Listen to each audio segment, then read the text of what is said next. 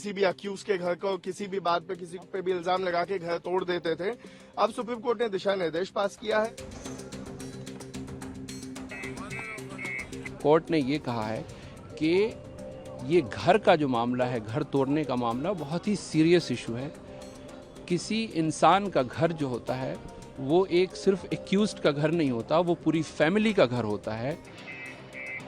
Bulldozer action का मामला आए दिन चर्चा में रहता है। इसके खिलाफ याचिका दायर की गई थी, जिस पर फैसला सुनाते हुए सुप्रीम कोर्ट ने लोगों के घर गिराए जाने को असंवैधानिक बताया है। इसके साथ ही सुप्रीम कोर्ट ने दिशा निर्देश जारी किए हैं, जिसमें अधिकारियों की जवाबदेही तय की गई है। इसके साथ ही सर्वोच्च न्यायालय ने कहा है कि बुलडोजर एक्शन लेने से पहले अधिकारियों को एक प्रक्रिया से गुजरना होगा। वकीलों ने दिशा निर्देशों को लेकर पूरी जानकारी दी है, सुनिए। बुलडोजर इनजस्टिस था। आपने किसी भी अक्यूज के घर को किसी भी बात पे किसी पे भी इल्जाम लगा के घर तोड़ देते थे। अब सुप्रीम कोर्ट ने दिशा निर्देश पास किया है कि आपको नोटिस देना पड़ेगा, कम से कम 15 दिन का वक्त देना पड़ेगा। जो कंपाउंडेबल है प्रॉपर्टी का पार्ट, उसे कंपाउंड किया जाएगा। और अधिकारियों पे एक जिम्मेदारी डाल दी गई कि अगर कोई अधिकारी गलती कर रहा है, कानून तोड़ रहा है इससे रिलेटेड, तो उनकी पर्सनल जिम्मेदारी होगी। अगर उन्होंने कोई प्रॉपर्टी डिमोलिश की है, इलीगली डिमोलिश की है, तो उसको रेस्टिट्यूट करने की। ये अपने आप में एक बहुत बड़ा प्रावधान बना दिया है कोर्ट ने, क्योंकि अधिकारी भी अब एक बार सोचेंगे, जब उनकी खुद की जिम्मेदारी, उनके खुद के जेब से पैसा जाएगा, जब किसी गरीब मजलूम या किसी माइनॉरिटी का या किसी का घर जब तोड़ देते थे, तो वो उस पर ज्यादा सोचते नहीं थे। सर, सुप्रीम कोर्ट ने कार्रवाई में भेदभाव की भी बात कही कि कुछ का घर तोड़ दिया जाता है, कुछ के घरों को छोड़ दिया जाता है। इस पर क्या सुप्रीम कोर्ट ने साफ तौर पर कहा? सुप्रीम कोर्ट ने साफ कहा कि अगर एक जगह घर है वहां पे और आपने एक ही लाइन में घर, आपने बस एक घर पकड़ा, उसको तोड़ दिया, तो ये दिखाता है कि एक भेदभाव है। अगर एनक्रोचमेंट है उसी लाइन में बाकी घर है, तो वो भी एनक्रोचमेंट है। तो लॉजिकल यही है कि अगर आप स्टेट हैं, आप बायस नहीं हो सकते किसी के अगेंस्ट, आप पे जिम्मेदारी है कि आप आर्बिट्रेरी नहीं हो सकते, बायस नहीं हो सकते। तो उसके लिए उन्होंने कहा कि अगर एक घर है और आपसे वो तोड़ है, तो वो दिखाएगा कि ये एक आपका बायस है, एक प्रेजुडिस है, एक पर्टिकुलर लोगों के या कम्युनिटी के खिलाफ।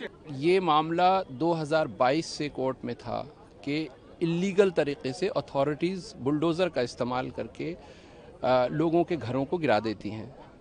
कई बार उसमें सुनवाई हुई और कुछ ऑर्डर्स भी पास हुए। आज उस पर फाइनल जजमेंट आया और फाइनल जजमेंट में कोर्ट ने ये कहा है कि ये घर का जो मामला है, घर तोड़ने का मामला बहुत ही सीरियस इशू है। किसी इंसान का घर जो होता है वो एक सिर्फ एक्यूज्ड का घर नहीं होता, वो पूरी फैमिली का घर होता है। और पूरी फैमिली के एस्पिरेशंस एंड होप उस घर से जुड़े होते हैं, उसके फ्यूचर उससे जुड़े होते हैं। तो इस तरह से अगर अथॉरिटीज़ घर को तोड़ती है तो बिल्कुल गलत है और इल्लीगल है। एक बात ये कही। दूसरी बात ये कही कि अगर घर किसी ने गलत तरीके से बनाया है तो उसको देखना पड़ेगा अलग अलग एंगल से। उसमें एक बात तो ये होगी कि क्या वो पूरा घर इल्लीगल है या उसका कुछ पोर्शन इल्लीगल है, या फिर उसको कंपाउंडिंग किया जा सकता है या नहीं किया जा सकता है। ये सब देखने के बाद उस पर एक अप्रोप्रिएट ऑर्डर पास किया जाएगा, फिर वो कलेक्टर को भेजा जाएगा। कलेक्टर उसमें वो एक नोडल ऑफिसर अपॉइंट करेगा, फिर उस नोडल ऑफिसर के सामने उसकी सुनवाई होगी और सुनवाई होने के बाद जब फाइनल फैसला आएगा उसको वेबसाइट पोर्टल पे अपलोड किया जाएगा और उस फाइनल फैसले के बाद 15 दिन का वक्त दिया जाएगा जिस इंसान का घर तोड़ना है।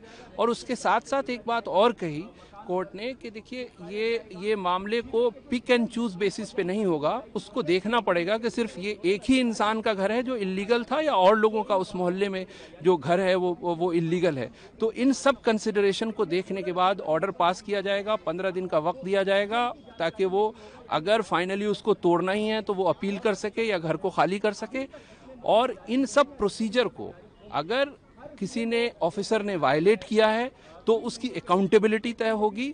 हो सकता है उसको पर्सनली हर्जाना देना पड़े और घर को रीबिल्ड करने में उस पैसे की रिकवरी उसके पर्सनल पॉकेट से किया जाए। तो ये एक बड़ा गाइडलाइन है।